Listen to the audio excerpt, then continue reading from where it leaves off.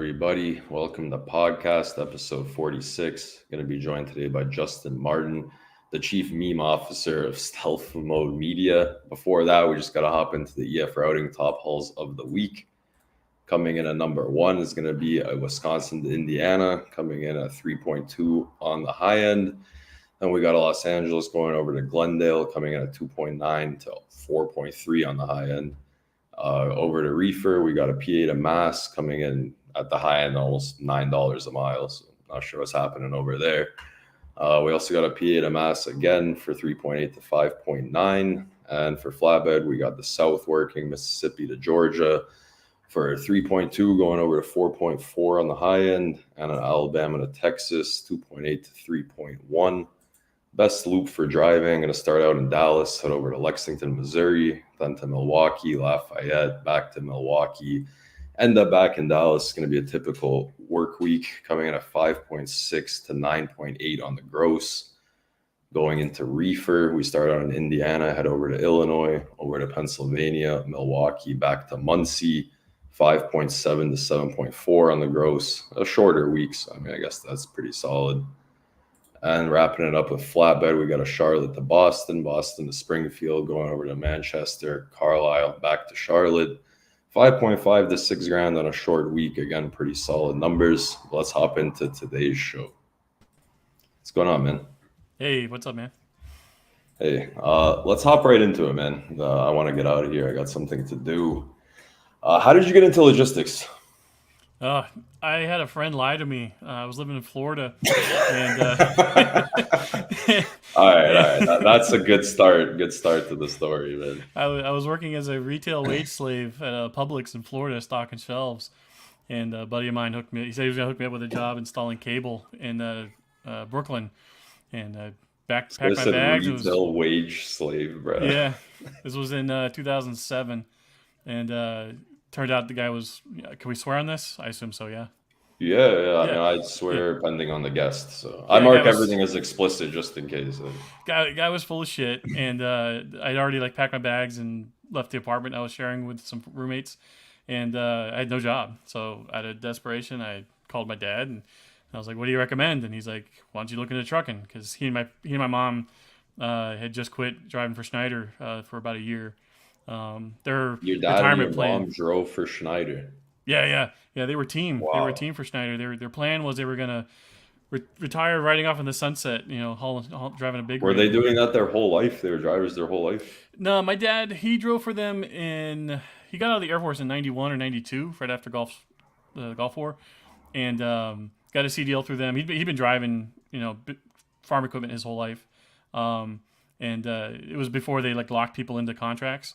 So he just got a CDL, did one trip with a guy, and he was like, "F this," so he hopped out.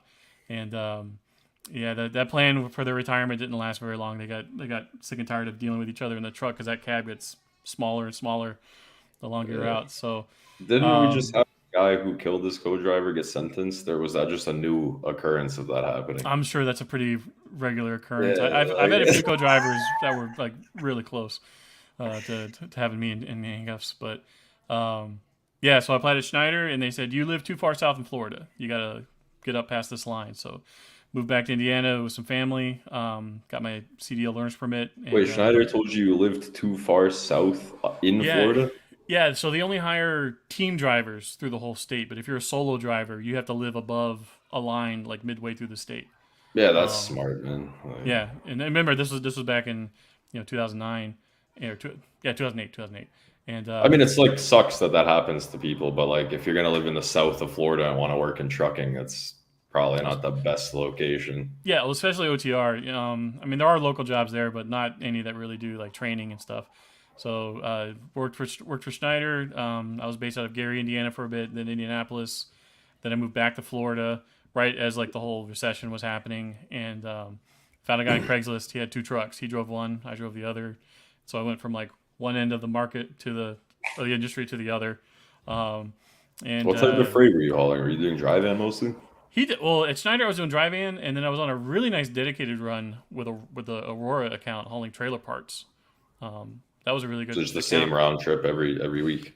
So they have guys on dedicated lanes, but for any new people on that account, you basically are covering people's vacations or time off or whatever. No, okay. You So I just was kind of off on the fill week. into whoever's not working.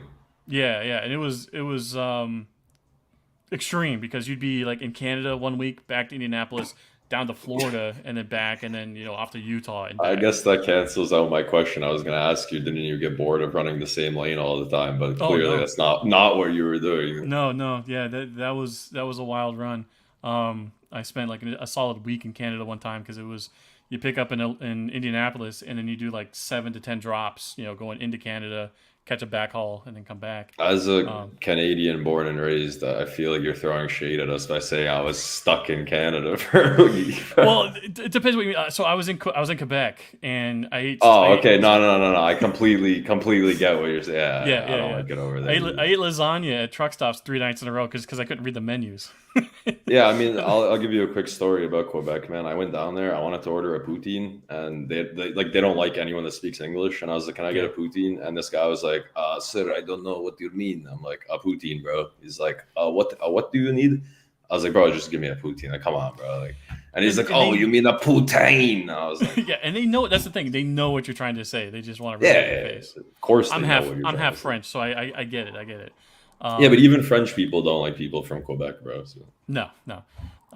So yeah, I was driving for this owner operator for a little bit, and we kind of had a falling out. He never paid me for the last load we did together. So I went back to Pretty being a good retail falling wage out. slave. I was stocking the freezer at Target for like the autumn into the winter, and everybody that was hired, they told them like, you will be fired January 2nd unless you're working in the freezer. So I said, okay, I'll work the freezer, and so I kept my job. Everyone else lost theirs. But right at the end of January, this like dream job landed in my lap.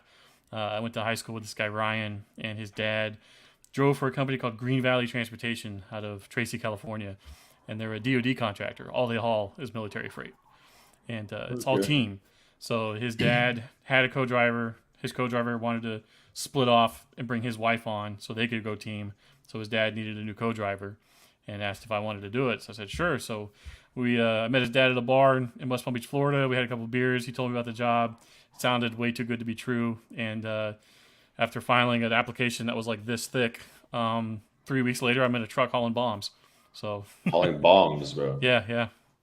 Like, I don't know why. When you said military, I just pictured, like, I don't know, bro, just like parts. Like every military load we ever ran was just like random boxes of parts, dude. We would do parts, weapons, munitions. So you guys were like about it with the military. You Yeah, guys yeah, were yeah, doing like the yeah, yeah. We do. serious military stuff. Yeah, I loved it because it is as much no touch freight as it gets. Like you don't even look at Yeah, this stuff. you're not even They allowed to look at it. Bro. they load it, they unload it. You just sign the Yeah, but how paperwork does and you that get it. work with those type of loads, man? Does somebody escort you guys? Like, I can't imagine they would just let you guys If go out you're on the highway alone. Yeah, so if you're placarded, most bases they escort you on because they don't want you getting lost. I actually hated taking parts on the base because you'd get through the gate and they're like, "Oh yeah, go to warehouse Delta whatever, take 7 left turns and then you're there." And then of course you get lost. But if you tell them I have 1.1 on board, they're like, "Stand by, we're getting you an escort." No, I'm saying like when you're in transit, like nobody escorts like the whole freight. They just kind of like let it. No, because your team, so the truck never stops. So you have to like be aware of people following you, that kind of stuff. The trucks are Yeah. the trucks are all equipped with panic buttons. So God forbid something does happen, you Okay. just you press a button and within 3 seconds your phone's ringing from an Air Force base in Chicago Are you saying guys what's like carrying guns? Are you supposed to carry guns? no. It even says on the bills like the driver is Like unarmed. don't carry guns. No, because you can't bring weapons on base. Yeah, into the base. Yeah, Yeah, I don't know. all That these sounds crazy to me, bro. all these cowboy guys are like, yeah, I took my piece onto the base and blah. They're full of No, shit. you No, didn't. they search the Yeah. trucks, and even if No, you I know. I did had and a you didn't get caught, driver. you got lucky. I had a driver that went for a pickup in a military base. I asked him, like, bro, do you have a gun? He's like, nah, I don't. He went to the military base. He did have a gun. We didn't pick up, bro. It's just like a whole thing. Like, So Green Valley has the San Joaquin Army Depot right next to them in town, and we showed up to pick up a load one day, and they found a driver that had like just a flake of a piece of weed in his truck, and you'd like have just thought they enough, like just the dust, bro. yeah, and you'd have thought they'd caught Osama bin Laden when we showed up there. It was like 20 security guys with like shotguns slung over their shoulders, puffed out their chests, and we're like, "What's going on?" And like, "Oh, we caught some guy with weed in the truck." Well, how much did he have? Doesn't matter. We caught him, and it's like such a waste. Yeah, the military bases are pretty wild, man. But anytime I dealt with GIs, like the enlisted people, they were fantastic, professional. It was just like some young kid that just wanted to get through the workday so they can go to the bar and get shit faced with their friends. Anytime you go to a base and it's like private security, your day's ruined. Your week is ruined. Every base I ever went to that was private security was just a nightmare. Okay. I mean, what did you do after that? So was that the end of your driving? So I drove with my friend's dad, Charlie, for 2 years. He retired. So you did the military thing for 2 years straight. So I did it for 4 years. I drove with him for 2 years. And then around the same time he was retiring, my dad wanted to get back into driving. And nobody was hiring him because he hadn't driven a truck since the 90s, but he was a good driver. So I talked to my company and I told him, I said, "Hey, my dad's retired military. He wants to come drive with us. Would you guys be cool with that?" And they said, "Sure." So what was great with driving with my dad was it was like camping all the time. And he's retired military, so every time we go into a base, he's got his military ID. So getting through the checkpoints was like instant. We could stay on base housing for cheap. We stayed at Camp Pendleton. Camp Pendleton opened up a brand new resort on base while we were there once, and we stayed there for like $20 for the night. It was great. How much was it? Sorry, you cut out for literally like just for the price. Oh, it's like $20 a night. Oh yeah, that's beautiful. Yeah, and like the nearest Roach motel is like $200 a night. Most weekends. Yeah. Hotels are like the biggest scam in the world, man. It's like $100 to stay anywhere in the world, like on Earth, man, is now $100 a night. Well, what was great about driving with Charlie, the guy was like as boomer as a boomer can be. Like he was the master at like whittling down hotel prices. He could walk into any place and just lowball the shit out of them. Because he's like, "Well, how much?" This guy negotiated with the hotels, bro. Oh yeah, every place we go to. Because I was like, "Dude, just pay whatever it costs. We'll have our company reimburse us." And he would just nickel and dime them down to like the lowest bottom they could go. If there was like 2 rooms available, he knew he had them. Yeah, that's pretty wild. So my dad and I we love driving for Green Valley. Also, if you're any drivers out there, they're still a great company. They're always hiring. If you have a team driver, even better. They'll get you set up real quick. But we wanted to buy our own truck and lease onto them. We kept running into these Sprinter trucks out there, the Expediter trucks at FedEx, etc. And we were like, "Oh, that's such a really cool setup." And we talked to Steve, the owner of the company, and he's like, "I don't like those box trucks. I like to do the drum trains," because we would have. So the truck would have a drum box on the frame, and then we would have either a 48 van trailer or a flatbed with like a bunch of dromatory boxes on them, and that way they could shove as many loads into them as they could. And so we were thinking about either going with them or going with FedEx. And right in the middle of that, I got a text from some friends in Philadelphia who said, "Hey, we got a room available if you want to move in." So that ended my military freight career. So what did you do after that? Moved to Philly, found a couple odd jobs on Craigslist. I drove out of the Packer terminal for a bit, hauling cans. And I drove for a guy that paid by the hour, which was nice, but it wasn't great money. And then I found a job. What got you into what you're doing now, man? Like, how did you get into the current situation? I was working at the post office. I was a contractor for a while. I was a contractor for 3 years, and I got a job in the post office driving trucks for them. And I was set for life. Like I was going to do this till the day I retired. What kind of trucks for the post office? Like full size, like semi trucks? Yeah, the 18-wheelers. That's pretty sweet. When I first joined them, they had 2008 or 2006 Max, and then they upgraded to like 2020 Internationals. But driving for the post office in any capacity is a good job in North America, man. But let alone like semi trucks. Yeah, it's 8-hour shifts, overtime after 8 hours, double time after 10. It's really easy driving. And I pretty much was like, okay, this is what I'll just do for the rest of my life. I got married, had a kid, so I was kind of set. And I worked my way up enough seniority that I had weekends off, so I was doing pretty okay for myself. And then I saw a post on Twitter from this guy Dooner, who said, "Hey, are you a truck driver? Can you edit videos? If so, hit us up." So I was like, all right. So I chatted with him for a bit and told my background, and he's like, "Oh, you're perfect. Please apply." And so that's how I got started at Freightwaves. I told my wife, I was like, "Wait, where did you see that post from him?" It was on Twitter. He it was on Twitter. Okay. Yeah, he was hiring. He needed 2 drivers. He needed a social media guy, and he needed a writer. So Rooster was the writer that he hired, and then he hired me to run the social media accounts and edit some short form video. And they were going to launch this new website called Back the Truck Up.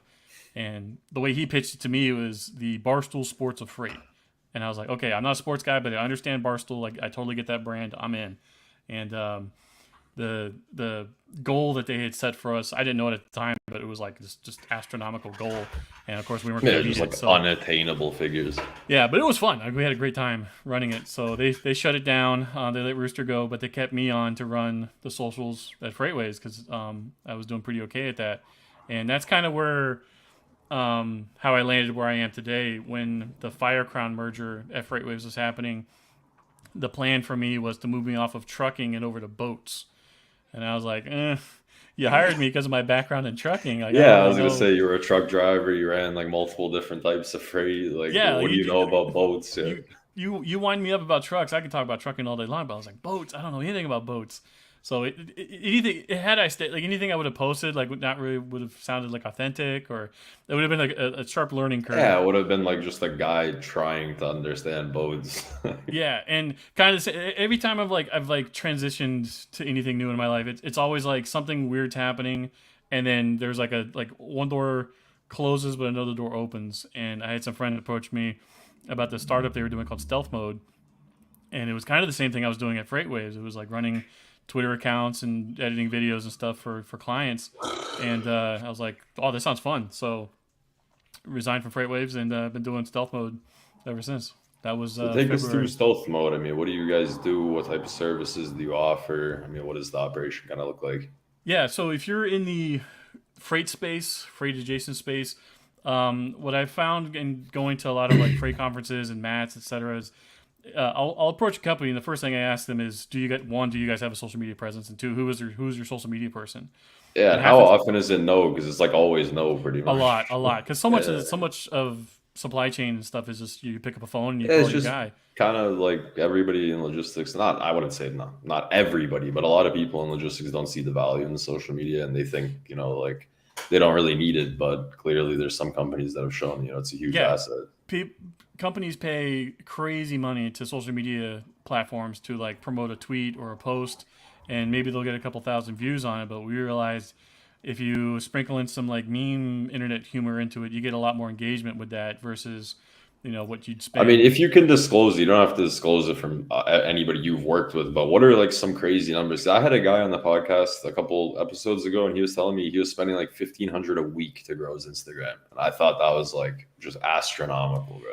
My rates are a lot lower than that, I promise you. Yeah, like $1,500 a week. Like I thought that was just like wild, man. Yeah, yeah. And we've like seen a difference. Like we'll every time we we bring on a new client, I go through their metrics and I screenshot everything from like a year before we joined, and then I keep track of it month by month or week by week, and we just see like a sharp increase. A lot of it is just being active itself on the platform. So many people, they're just too busy. They're too busy, and running an account all the time and being active and engaging, it's a lot of work, especially if you've got like a bunch of other things to worry about. And being authentic in your engagements and being authentic in the stuff that you're saying and doing and posting. Because I mean, anybody can really run the socials, but if you just log in 10 minutes, make a post, and then just log off, it's not really the same thing. That was what was like the 250 IQ move of Dooner. Like Dooner realized immediately you got to have somebody that talks the talk and has done the stuff. You can't have just a social media manager and expect it to be taken as authentic. I'm sure your audience knows drivers have very, very sensitive bullshit detectors. So if you're putting up a post or whatever, like, okay, I'll use Freightwaves again as an example. They do all their photography in-house. So if you're reading like an article from the New York Times or New York Post or whatever, and it could be a great written article, but if the first image in that article is a European cab over, and it's about the U.S. trucking industry, every driver's just gonna, I've seen that exact example, man. Every single time, people just like absolutely clown on them for that. And it's little nuances like that like a marketing person that doesn't have a background in trucking wouldn't know, because to them a truck. I mean, that's the funniest thing is there's a huge issue with editors, right? Because there's like a bunch of people that are like hitting podcasts, like everybody, like, oh, we're like editors, we're editors. I'm like, Yeah, but you don't know anything about trucking. So like if I were to send you my podcast and ask you to make me clips, like you wouldn't understand what you're listening to. So it would just like it wouldn't make sense, right? You need to have some kind of knowledge on the industry you're And editing for. so I played around with a lot of the tools that those kind of editors use while I was at Freightwaves. Like we try to like figure out ways to like shortcut and streamline our editing No, of processes. course. And once you play around with a couple of these AI tools, you see them everywhere. You know exactly what everybody's using. Yeah, the And same subtitles on every yep, single yep. video, the Oh my god, same you transitions. The subtitles drives me crazy, man, because I made my own subtitles and I see just the same yep, subtitles. yep. You're on a visual medium and you have a brand and you have like a visual language that you're trying to like. If I'm scrolling through social media and I see a video that you uploaded, I need to know immediately that this is your video, not Yeah, like you have to have some anyone kind of a else's. style, some kind of Yep, a brand image, rather yep, than just having like the same exact thing everyone else is using. yep, yeah. And so back to when I go to like these freight conferences and stuff, I'll ask these companies, "Do you have a social media presence, and who is your social media person?"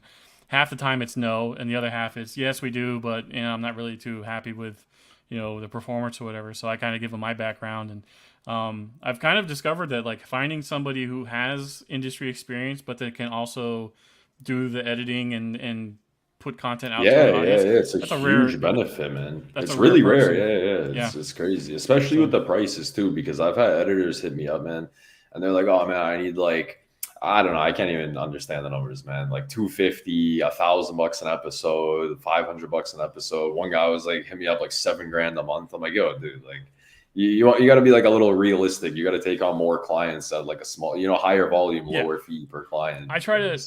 So depending on what client I have and what I'm delivering for them, I try to keep my rate around 100 an hour. So if I'm doing like one video a day, that's usually my rate. And also, like you said, you don't want to take on too much because I don't use. I'll use.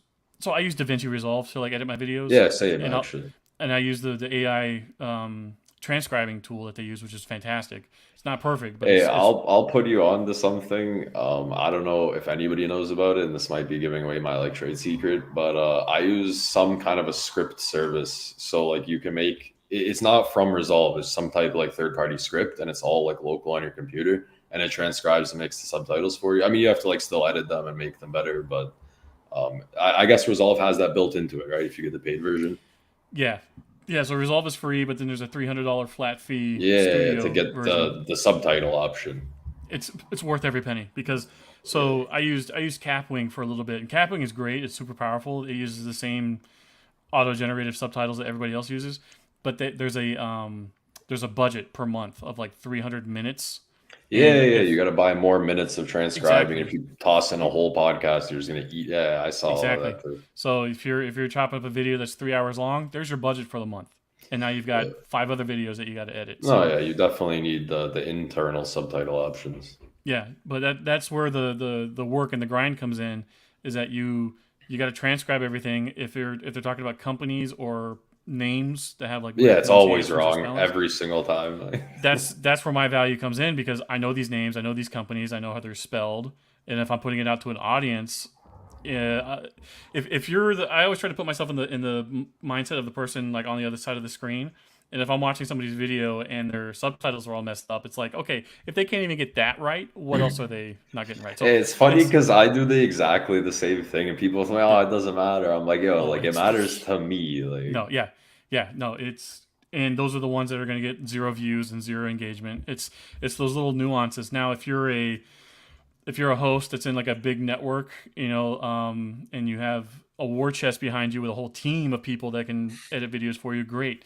But if you're like a solo operator, it's those little things that stack up after a while. And that was what was so great and also terrible about having Dooner as a boss is I wouldn't get it 100% right every time, and if I didn't, I would know about it immediately. Why is this yeah, pixel off over here, and why is this thing? So having yeah, a he hard ass has a for a really boss. high attention to detail, man. Yes, yes. Really high. Yeah, and that's great too, especially if you're starting new and you want to like learn from your mistakes. Like having a hard ass for a boss is good for that kind of stuff because you'll learn from that and you kind of internalize it over time. I have like a little Dooner like in the back of my head sometimes when I'm editing videos. I'm like, Like okay, no, that needs to slight be PTSD. yeah. Just minor PTSD, but it's a good thing. Yeah, it's a net Oh no, yeah. positive. Yeah, no. So yeah, that's what I'm up to now. Yeah, if you have a social media person or an editor that you're not really too happy with, hit me up. I'll be more than happy to chat.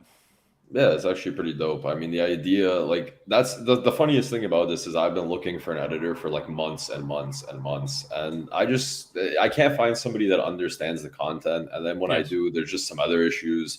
And the worst thing is when you ask an editor, like, hey, give me your highlight reel, and then like the stuff that they send you in the highlight reel, you think to yourself like, this is just bad, man. Like, why is this in their highlight reel to begin with? Like, Or it's so so I've seen examples of some where it's just so much stuff thrown in, like so many graphics and so many effects and this and this and that. And it's like if your show is just two people talking, that's one thing. But if your highlight reel is like all this whiz bang stuff, and then people tune in to expect that, and it's just two people talking, you're kind of like setting your yeah, expectations like completely different. unrealistic expectations for it. Yeah. But okay, I mean, any last words on the whole situation you guys are dealing with the stealth mode? No, no, it's we're doing great. It's been a Trucking blast so far. marketing, basically, the easiest way Yeah, to say it. yeah, and it was a lot of catching up to learn too because my career I always made a point to like be a company driver. Every time I talked to an owner operator and they'd be like throwing out crazy numbers to me, I'm like, oh, that sounds great, and they're like, yeah, but then my turbo blew up and I had to spend $6,000 on repairs and I didn't. And that's the other thing. When you're down for repairs, you're not getting paid. So Yeah, I didn't like having that kind of risk over my head all the time. So I'd much rather do memes. yeah. When you're a carrier, I mean, pretty much anything can go wrong at any time, at any And day, it will. man. And it And it will. will. Yeah, it's just a matter of when. You But have no control. And that's why I kind of went to the post office. Like you have no control of the freight market, but like the postal service has been around since before the country. yeah, I'm So sure you're gonna have freight to move yeah, if you if work for if the my post check office. bounces from them, we've got bigger problems. Yeah. Well, all right, man. I want to get into craziest logistic stories with you. I mean, maybe from your time as a driver, those are usually the best. Okay, so some of the ones I like to use as examples. So when I was hauling military freight, I can't get into specifics, but we were making a delivery, and there were two pallets missing off the truck. So Oof. me I'm and my assuming co-driver. they obviously padlock and seal the freight, right? Oh yeah, it's a hard bolt seal and everything, and it was 20 pallets, and there were two missing, and so me and my co-driver we're like in the middle of the Indiana woods, just sweating because the truck's off, and we're like, oh man, are we like going to Gitmo? Like what's going on here? And yeah, they've contacted the base we picked up from, and they're like, oh yeah, no, we found the two pallets, they're still here, so That didn't was. didn't didn't go to jail from that. There was Yeah, another but how would you even take them out? How would you seal the truck? I mean, there's too exactly. many what ifs in that situation for it to make Well, sense. yeah, and like I said before, that with that kind of freight, you don't load it. They load it for you. So a lot of it is like they're just verifying the count, and then they got to get in touch with the people you picked up from. If they say no, that was on the truck, then it's like okay, now we got to like take further steps. So fortunately, it was just a 20-minute phone call, and things were cleared. But it was a very scary 20 minutes. Yeah, I mean, I had the um, similar situation happen on a Molo load back in the day where, I mean, it was a sealed trailer. We had pictures of the seal. I always took pictures of the seal from the start, and then we get to the receiver, and they're like, "Oh, we're missing like four pallets." And I told my like broker rep, I'm like, guys, it's a sealed truck. It was sealed when we left. It was sealed when we got there. How do you just like expect me to miss pallets? And long story short, the shipper ended up selling them on like the side to make money on the pallets, and said that he put them in the truck. And that's like how that took like 3 months to like figure it out. But they ended up catching the guy selling those four pallets like to somebody. There was a paper trail of it somewhere. So that that's was a good that they fun. caught him because so when we're picking up military freight, if you're at a good base that's got a really litigious inspector, they look over the entire trailer and they try to find every. So when you have your trailer and you shut the doors and they seal it, you can take the bolts off the sides of the Yeah, doors and just yeah, yeah, remove the I entire saw door. something about that. So what they do is they look for welds to make sure that the bolts are screwed on, or welded onto the sides of the trailer, so you can't take the doors off. Yeah, when I started at Freightwaves, and they're telling me about these double brokers and guys who reload stuff and put it on rails and everything. It just blew my mind because it's like the customer is paying you for the exclusive use of that trailer, and you're just going to betray their trust and put it on a cheaper mode of transport. And they're like, yeah, it happens all the time. Yeah, Crazy. it's like completely like normal thing in our industry for people to just be railing freight and transloading. And I mean, we did a load once where it was supposed to be full truckload, and then the driver got there and they loaded us with one pallet. And my driver was like, "Okay, like, what do you want me to leave?" And like, yeah, it's just one pallet. And then we got to the delivery, and the delivery guy was like, "It was supposed to be 20 pallets," and the Oof. broker said, "Well, there's one pallet." They still paid us like full price for the load, so that was pretty sweet. But That's I don't pretty know. good. Shippers just make mistakes. Humans make mistakes. What is the lightest load you've ever booked? I think that one for a full drive-in, 53 drive-in, it was just one pallet of like one bag of dog food, man. Like the guy sent me the picture. It was like quite like you could have put it in a minivan or something. And I the got I broker and got the you. shipper were like, "Yeah, just leave." I was like, "All right." I got you beat on that. So, like I said, we had a drawn box on the truck, and then we had the trailer. We had a load one time. It was a single stick of dynamite in the truck, and then it was a hard drive in the trailer. It was a All The right. box it came in was like the size of a pizza box, and they just slapped it to the wall of the trailer, put some tape across it, and they're like, "Okay, it's secure." I mean, And somebody on this podcast has both of us beat, man. oh, Somebody got paid full truckload rate from Detroit somewhere in Canada to deliver one envelope, like in a oh semi my truck. god! Like they gave him just like a manila envelope. I can't remember who. I think that was Nerf. Nerf's dad ran that load. It was just one Wow. envelope from Detroit back to somewhere in Canada, and We did that a was load like one the time. lightest load. We did a load one time. It was like some colonel's like personal sidearm, and he just did not want it lost. So he booked a load, and they had the satellite tracking and everything. Went from one side of I the mean, country to that's the the other. thing when you work in logistics. I mean, I've seen people like John Rogers booked like a truck for moving his house instead of using movers. Our office booked like a box truck to deliver a fridge for us. Like when you work in logistics, you just have access to like do stuff like that, and it's usually especially in a market like this, it's always going to be much cheaper than doing it like the commercial route. So Oh yeah. why Well, not use the and advantages? at least he's using his money. The thing with military freight is like the fiscal years are flipped. Oh So shit! and they have a budget every year, and around June July is like when all the money Yeah, gets they spent just like have to crazy. use yeah, just They got use to what's use it. left. So usually when like it's like the dead season for like dry van freight is when like the military stuff's hot, and we would have just the dumbest loads. Like we'd had like a load of office furniture, just like the Yeah, dumbest they're just like things. using the money for fun at that point. Yep. But all right, man, I want to get into social media with you. What would you actually? Let's start with TikTok. Do you use TikTok at all? I did not. Well, so I did not use TikTok at all before joining Freightwaves. It was like a new thing to me, and it was all video, and it just to me it was like what all the kids were using. But it was Dooner who like really pushed me into. He's like, no, you need to like learn it, get in front of the camera, do some clips, and see what we can do. And the first video I did on the back then it was the Back the Truck Up account. First video I did got like 70,000 views within like the first day, and I'm like, okay, either I said something really stupid or really brilliant because nobody goes that viral for like nothing. And what it was is we kind of stumbled into like there's a secret sauce with TikTok. If you want to like grow Yeah, an account, please let me know what it is because like I'm getting there. Like the here, TikTok's growing, here's day by here's day. But here's what you do. And anybody can do this. Go on Freightwaves, CNN, any news site, and if it's a article about something that you know that's like in your purview, just talk about it. take a screenshot of it, go into TikTok, go into the green screen filter, and then just do like a highlight of that article. Or if it's something that you know they got wrong or something that you can add to it, just do that. And if it's a topic that's like really Yeah, like contentious, polarizing and yeah, that's the stuff that goes off. hey, So the I saw something on a YouTube video about TikTok where it says you don't use hashtags. Is that true? I do and don't like I use so typically what I'll do is on a video is like do hashtags anywhere from like 5 to 6 about like the topic of whatever it is, and then have the hashtags of the show. So for what the truck, I would do like trucking, owner operator, brokers of TikTok, blah blah blah blah blah, and then I would end it with hashtag what the truck. So anytime somebody typed in hashtag what the truck, all of our videos would be Yeah, that's populated there. fair. So that's an easy one. If you're uploading regularly onto TikTok, use the same hashtag at the end of your video so people can find your videos easier. Yeah, that's fair. I mean, I watched a YouTube documentary about this kid, and I'm sure you've seen everybody that has watched any amount of shorts longer than an hour in their life has seen, those videos where like it's whatever the actual video is at the top and then splits the screen in the bottom is just something like super unrelated, like some guy playing a video game or Yeah, just brain so brain rot, yeah, ADHD yeah. So crap. this Yeah. kid was like 17 or 18. He's the one that invented that style of video. And No then he kidding. used like a whole bunch of bots, and he uploaded like 10,000 videos on TikTok using hashtags, 10,000 without using hashtags. And he just started like trying to break the algorithm apart. And he's the one that invented like that split screen type of content.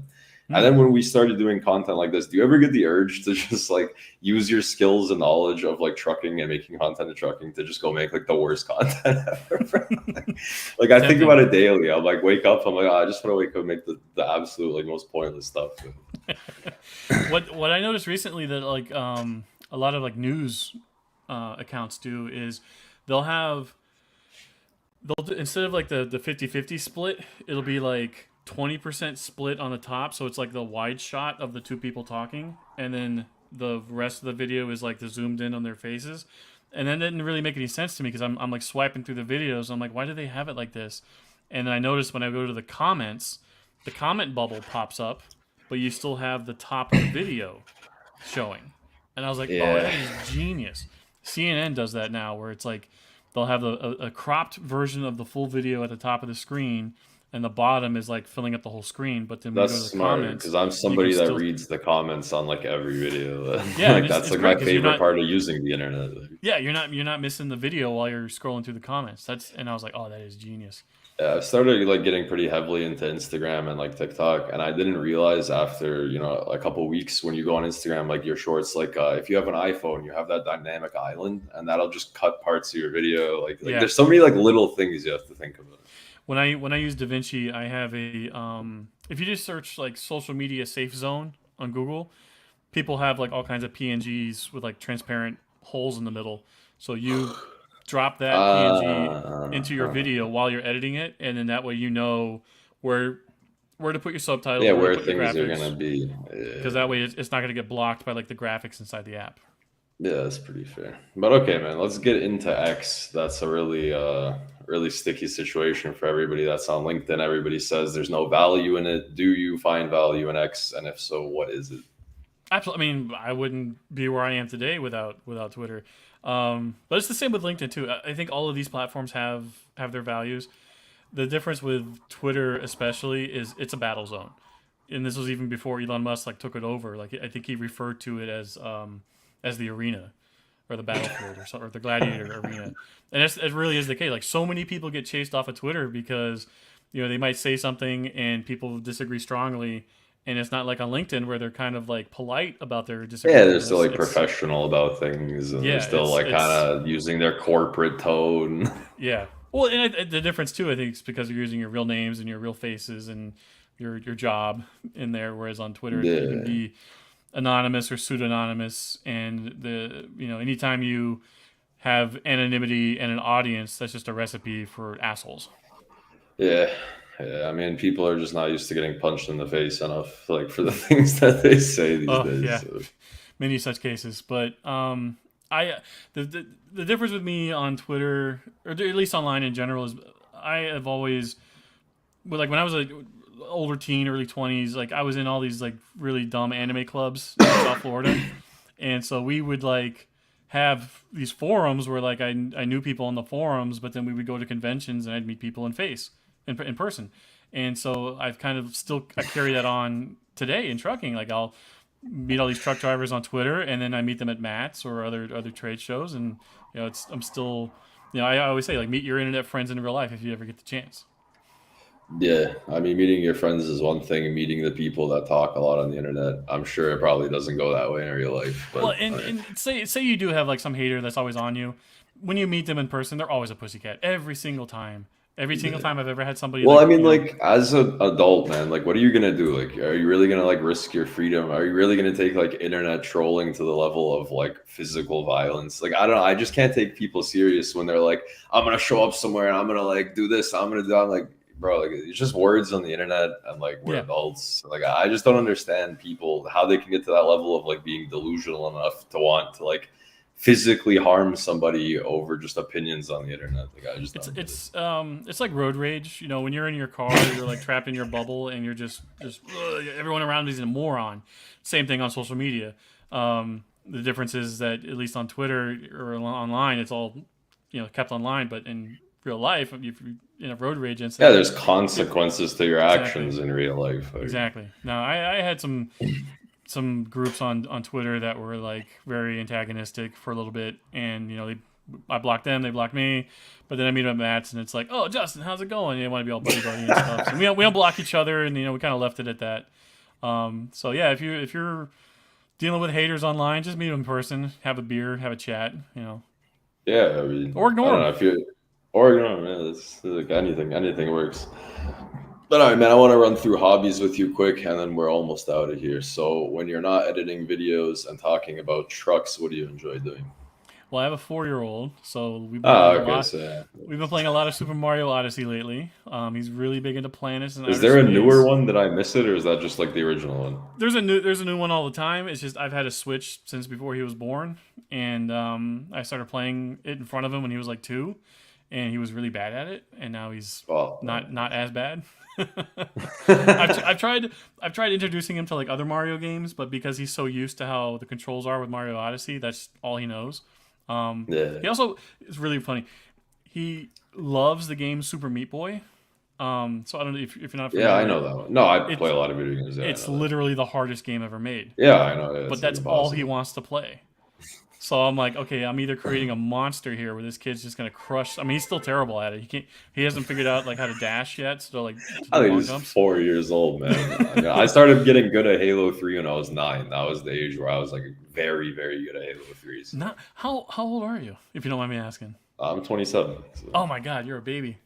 yeah, like I'm Halo 41. 3 came out when I turned 9 years old, or like right around my ninth birthday. And by the time I turned 10, I was like competing in Halo 3 tournaments. I was working at GameStop when Halo 2 came out, and that was the first time I'd ever like worked midnight at a video Oh, game you did store. like the midnight release? Oh yeah. And we were like, we're never doing this again. This is so stupid. It was It like was 20 so man. people. I went to Modern Warfare 3, Modern Warfare 2, Halo. I went to like every midnight. Man, I miss midnight release physical copies. You get like a 6 pack of Monster if you're like the first 100 people. I miss that stuff.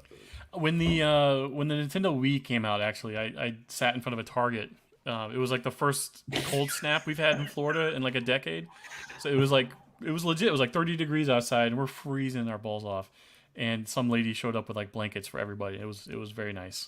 Yeah, She saved midnight lives release that was night. the best. But okay, so hobby is just being a dad playing video. I mean, Yeah, playing video games with your kid. That's like the ultimate hobby, bro. Like that's like where I aspire to be later in my yeah. life. He's not old enough yet to like really be into like the. So like before I had a kid, uh again, I was a big avid gamer when I was over the road driving. I collected not because you don't have a lot of room in the truck. Do I have one with me? All my knives are away. I collected pocket knives when I was over the road. I would like pull into a knife shop somewhere and see what kind of Benchmade knives they had. That's my brand. I like Yeah, Benchmade, so I'd see what kind of Benchmade knives they have. So I'm not giving knives to my 4-year-old, so he's not old enough for that yeah. You yet. got to start that one later on. But yeah, I guess now since I'm into the freight stuff, nicotine pouches is part of my personality now. I see you got your nice little collection there. Yeah, you gave me the idea to fill in my dead space. I'm an avid. It helped me quit smoking, honestly. And I don't think anyone in the entire world should ever use this product, like Zyn products, if they've never smoked. I think it's just like a pointless addiction. It's like Oops, starting vaping just for fun. oops. But I got memed into it. I was never a smoker. yeah, that's. I liked cigars. I like the stogie on I rare love occasion. cigars. I just got heavily back into smoking cigars. Thing.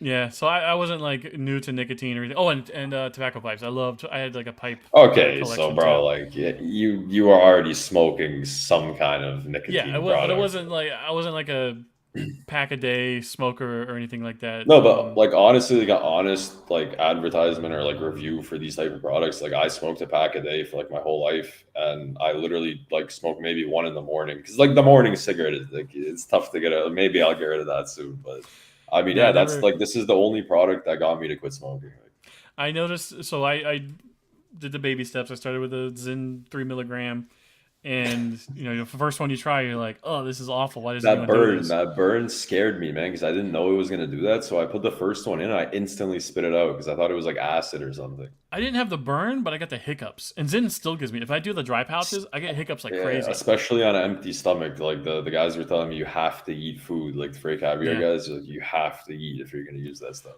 So fun story. When I was at Matt's this last year, I gave the social media guy from Truck Stop a Zyn, and he about threw up. He's like, I was like, dude, this is a 3 milligram. This is the baby dose. This is as low as it gets. And he's like, I'm swimming. This is nuts. Yeah, But yeah, yeah, that's actually wild. as far as like people out there who do like what I do, there are very few people.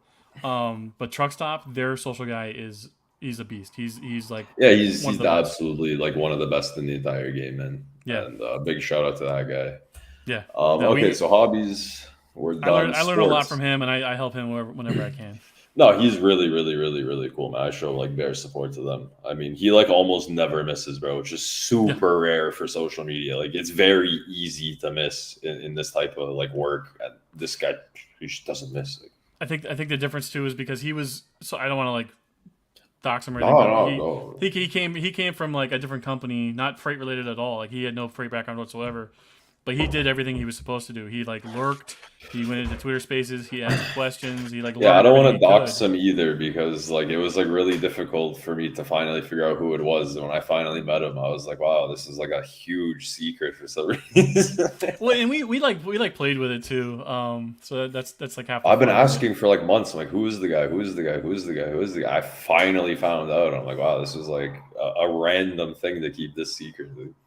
Very very handsome man too. By the way, every time I see him, if you ever see him in person, he's like perfectly dressed. The hair, the beard, everything is just 10 out of 10. Oh my god! All right, man. Sports. What kind of sports are you into? Are you even into sports? So I moved to Philadelphia, so I immediately had to like join the cult of like every Philadelphia sports team ever. So go Birds. Yeah. But no, my parents are Air Force, and we moved around too much. And then when you're living in Florida, it's just too damn hot down there for sports. So the first baseball game I ever went to was with my wife. We went to go see the Phillies. Man, the But first baseball game I ever went to, I left after 2 innings, bro. Like I just wasn't down for it. it I guess is, like because Toronto also sucks, so like that doesn't help. yeah. No, it can be a very boring game, a very boring sport to watch. But when you're there in person, it's a big crowd and it's like an important game. It's just more of an experience than it is Yeah, like watching baseball. It's more of just yeah. like it's like kind of like golf. Like it's just an excuse to like be outside and enjoy the weather. So we have a minor league team half an hour up the road from us, the Ocean County Blue Claws. And what's nice with this minor league is the tickets are cheap, and it's a great game to take kids to. So if you have like young kids and you don't want to spend all the money on like an MLB game, take them to the minor leagues. The tickets Yeah, are like did 10 you bucks. hear about Oh, banana league? Yeah, do you know about that? Like oh yeah, something yeah. banana. Like So I don't know how I found them, bro. They're just on my LinkedIn. They come up yeah, on my the feed. Savannah Bananas. We try to get Yeah, tickets yeah, every yeah, year. They're yeah. impossible to get. I thought I had a hookup last year. So my friend That's Reed, he's a exactly what it is. Savannah bananas. Yeah. Yep, he has a Discord server, the Lost Freight Discord. You should definitely check it out. It's the smoke-filled back room of the supply chain, as we used to call it. But there was we were talking about baseball, and the Savannah Bananas came up, and he was like, "Do you want tickets?" Like, one of my drivers did like a run for the CEO once, so I can tell him like one of my drivers needs tickets. And I was like, "Yeah, please," and then never heard from the guy. So Yeah, so they're just back into the always sold lottery. out, eh? Oh, every game, every stadium they're in, they sell out. And so Uh, this year they just announced the dates.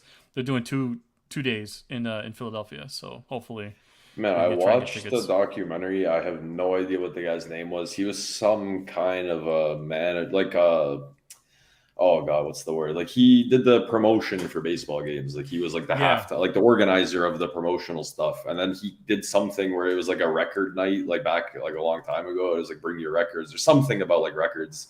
And then like there was like a riot, bro. And this guy lost his job for I think the some one of the Chicago teams. And then he ended up like finding his calling going into promotion for like this type of stuff, like more like comedy type of baseball events. And like it was like really Jesse. cool, like that documentary. Yeah, Jesse Cole is his name. He's a really good account to follow on LinkedIn. Yeah. He documents everything of like Oh, he's his still doing journey. it, yeah. Yeah. He's a great account to follow because um, you have like your typical like LinkedIn guys who are very like self congratulatory, pat on the back and stuff, but it's because they put out a newsletter, a couple days a week. But this guy is out there selling out stadiums. So if you want to like learn how to do stuff like that, he's a really good account to follow. Yeah. But okay, so sports just kind of like is what it is. You enjoy them, you don't really it's not a like ritual for you. I mean, for No, me, like the only sport I watch is Manchester United every weekend. Like that's like the one mm. thing. Like it's a non-negotiable. Like when Manchester plays, I watch it. I have a friend in Philadelphia who has like season tickets to the Eagles games, and so he tailgates like every game out there. So if I get the itch, I'll go out there tailgate for a bit and come back home. All right, man. I got one last one for hobbies. Music. I have no idea what you're gonna say. Like I can't guess at all. Like, Um, hard to say. Like if yeah, hard I to say, bro. Like just like looking at you, it's hard to say. I'm gonna scroll through my. So I Yeah, use just give YouTube me like Music your and Spotify. So just okay. Give me go to my your like music. the past three songs that you've added to your like I don't know how Apple Music, I use Spotify, but like your liked songs or your favorited songs. Like what's like the last like the most recent three favorited songs? So there's one called I'm gonna butcher it. It's a Bosnian a Bosnian new wave synth band called Pak Mumije. Um, I'm they're like making that a clip. That's good. That's like the first clip I'm making out of this show. Alice in Chains. There's a Japanese pop band from the '80s called Miki Okay. Matsubara. All right, Um, all right, all right, all right, yeah, bro. I You listen to win. like You some win. weird. Like yeah, you win. Like the what kind of music you win? Like that's the craziest one I've ever heard. A lot of it is just I'll watch like dumb meme videos on like Yeah, and Twitter, you want to find the song and like I'm like, what's the song? So I just open up Shazam, listen to it. I'm like, cool, that's add that right to my thing. So yeah, yeah.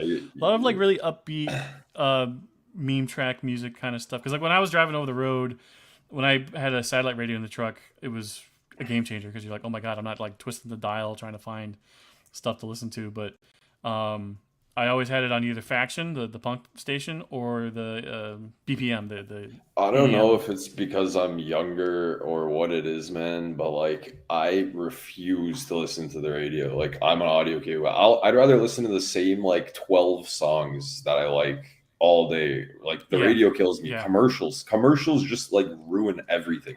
Like when they just go to a commercial and some guy just starts talking, like I don't want to ever hear that when I'm in the car. Like, I'm sure you've seen that meme video of like typical radio rock station intros. It's like, welcome to K yeah, yeah, Rock, blah yeah. blah The blah. We Family play Guy, nothing but Family Guy does hard the stuff. best Yeah, one. yeah, yeah. No, that's terrestrial radio is like it's not even a dead medium. It's a walking corpse. Like nobody I don't born know, after like I 2000 can listens. understand like the talk shows and like stand-up comedy stations and like podcast stations. Like I can understand that. I just can't understand people listening to like the actual radio for music anymore. Like come on, man. Like everybody has a phone, everybody has Bluetooth, even like a standard audio. Like I just can't believe actual radio stations still exist. Yeah, there's a YouTube channel from a guy called Rick Beato who was like a producer back in like the 80s and 90s, and he does these deep dives into like how the industry changed, why terrestrial is so bad now, and a lot of it is because when they moved to digital, it just killed the revenue stream for producers and studios and the record companies because it Well, used to be that they would have talent scouts. They'd find like a cool band, throw a huge money contract at them, record a bunch of albums, and everybody involved in that recording process would make money hand over fist, and then they would make that money back on CD sales. And because now instead of selling a CD for $15 to $20, you can get a song for 99 cents or a monthly fee for free. Um, there goes all their money. Like there's less. It's kind of like in the freight market when like the COVID rates were happening. Everybody was happy because they're making money hand over fist. Like all these drivers complaining these days about like brokers ripping them off and they're taking these big rips and stuff. And I'm like, brother, if you knew what they were ripping you during the COVID rates, you'd be pissed. But they didn't yeah, care because they were making money hand over fist, and it because was they the were same. making money too. Yeah, and it was the same thing during like the boom of the record labels. But then once digital came along and it dried it up, those guys went away, and I really see that kind of happening with the trucking industry right now, where you got all these new tools coming along. You don't need these huge overheads. You don't need like this big office Yeah, staff you don't to need run these huge operations. teams. Everything's kind of getting a little bit. You can slim down and still be just as effective. Yeah. So it's a double edged sword because one, it lowers the barrier to entry so anybody can come in, but then because of that, you're flooding the market with capacity and overhead and uh, yeah, I wouldn't call it capacity. The carriers are capacity, but too many brokers. Everybody was saying the carriers go boom and bust. Well, the brokers go boom and It's bust too. just oversaturated. Yep. But hey, I got a completely unrelated question that I just want to know your opinion on, like a personal level. Sure. So we were just talking about like old school, how the radio was making money. This and that. It had me thinking of like the biggest argument that's been going on. You know how games, like I mean, I don't know what it is in the States, but in Canada they're always like $60. I'm sure it's the Oh same yeah. in America. Like, and so like, games have always been like 59.99, like forever. You know. And then people are like, well, nobody's buying the discs anymore. And then their entire supply chain doesn't have to exist. There's no more trucks. Mm-hmm. There's no more manufacturing. There's no more logistics. There's no more shipping. There's no more like anything. And they're still charging $59.99, for just like a download link. Yep. So, I mean, what do you think? You think they should be lowering like the prices or what? They don't have to because there's no competition. When you see it on Steam, like the PC digital platform, Yeah. games are dirt cheap on there because there's so much competition. I can go Let to me a different. explain to you that I literally just built a new computer with a 4080 Super, so like I know a lot like about games. Like you keep checking back in with me about Steam, and I'm like, yeah, bro, Okay, nice. we're good, we're good. Yeah, so I back in 2013, I spent like 5K and just built like a monster of a machine. On a computer. I thought you were gonna say on Steam. I was gonna be like, holy Oh no Christ, no no! like this guy's credit card away. Like No, so when I was over the road, I had a gaming laptop from Asus. That thing was a brick. It was beautiful. So I have like a huge Steam library, but they're all games that are like over a decade old. And I can go on Amazon today and for $100 buy like a little mini PC that runs 90% of my Steam library. So it's great for I've my been son seeing because he's those. I've been seeing those around. yeah. But so now that we have the Switch and my son's getting into stuff, this new Mario Party game just came out today. Oh, I love Mario Party, man. 3, 4, 5, 6, 7, 8. I play all of them. $59, and I'm like, what the hell? So I just go on Every eBay, Mario game. and they're not even using the numbers now. Instead of Mario Party 1 through 8, it's just Mario Party new title. And if you go on eBay, you can buy the cartridges for the older games for a lot cheaper. But my wife wants the new one, and I think Nintendo is kind of understanding that there's a little bit of price pressure here, so they're doing like a 2-for-1 voucher now. So you buy a 2-game Mario voucher Party, you get like Sonic or something. well, you spend $100 and you get a 2-game voucher, and you can use those 2 vouchers on whatever games you want. So I bought Mario Party and some other Mario games. So I saved like $25 using the voucher instead of buying the games individually. Yeah, but Nintendo's the absolute worst of the worst when it comes to pricing. Is they don't even yeah. lower the prices on like decade-old games, man. But Very anyway, let's Forest- get away Very from Forest. Nintendo. I don't want to get like somehow like some cease and desist even mentioning their name, man. Yeah, they're litigious. They're like the Ferrari of video games. Like they'll just Yeah. cease and desist you for like literally everything. Yeah. Mm-hmm. But yeah, all right, I think Steam's got it right. They I don't know how game Steam publishers has it right. I like Steam, man. But on the flip side, I don't know how publishers and developers make money on Steam because they discount all the time. Hey, I guess it's- just I watched guess a it's- YouTube video, like literally a YouTube video on that. This guy has a game he built, 750,000 downloads, and it's a free-to-play game with microtransactions. On a 4-year period, he's made 2,800 American dollars from it. Absolutely nothing. Like nobody bought the microtransactions. Like he just made no money. I guess you have to like price it. You either price the game low enough and get rid of the microtransactions and hope that the gameplay loop is Yeah, but it enough was to, like, just keep people- cosmetic ones. It was just like skins and outfits, like the typical like Fortnite style. You know?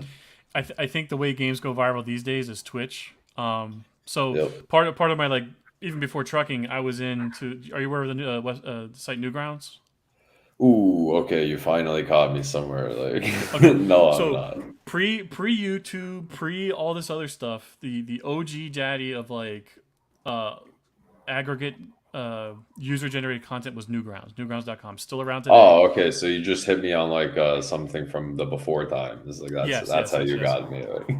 Listen and learn, kids. So there are still games today that get uploaded to Newgrounds that because it's just a free like online game to play. Twitch streamers will find these games. They're a lot of fun, and then they go crazy viral. And then the people that are developing these games figure out a way to like sell it on Steam, and then they do pretty well for themselves. There's this game called Friday Night Funkin', which is like the game Dance Dance Revolution. Yeah. So it's like They that. actually had Did you ever see Mario Dance Dance Revolution? Yeah. Oh yeah. I sold copies I of that, I played think, that at one one. point. Yeah. But so these guys made this free to play Flash game, and it goes stupid viral every time they release a new track or an update for it. It like crashes the site, and they're working on a Steam version, I believe. and they launched a huge Kickstarter for it, and they made like crazy money. But now comes the pressure of like all these backers that threw money at you, and they're like, okay, where's our game? But it's like when you have a game that you're developing, and then you include a bunch of stretch goals, and you meet those goals, well, it's like now that's just more time and more money that you got to spend. So there's been a lot of cases where you'll have, at least on paper, like a very successful Kickstarter campaign where you raise a bunch of money, but then they get mismanaged so poorly, and then nothing ever comes of it. So it's there's a like a million YouTube videos of like failed scam Kickstarters. I watch all of them. I love investigative YouTube for some reason. And these aren't even like scams. These are just people who like overpromised and underdelivered. And just didn't even try to scam anybody. They just suck.